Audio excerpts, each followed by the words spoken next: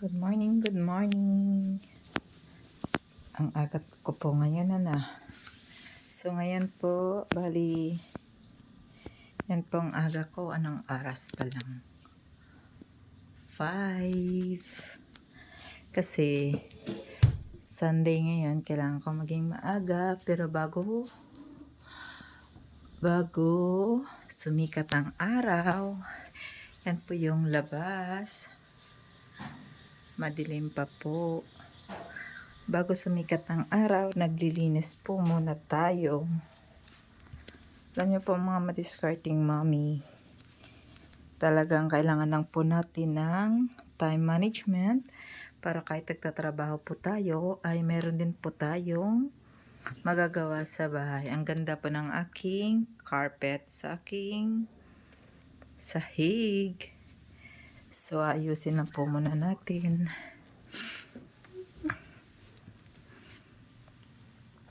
Yan po mga mami.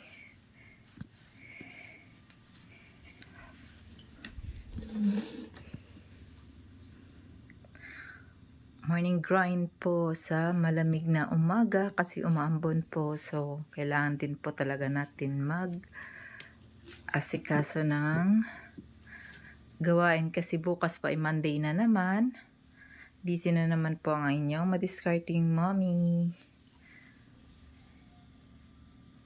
Diba ang ganda po ng mga madiscarding mommy. So maglilinis po muna tayo. Yan muna po mga mommy. So aga pa naman talaga.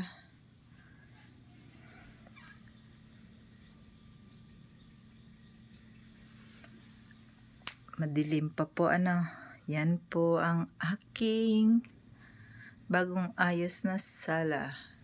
Si asawa po ang may gawa niyan. Bye muna mga mami.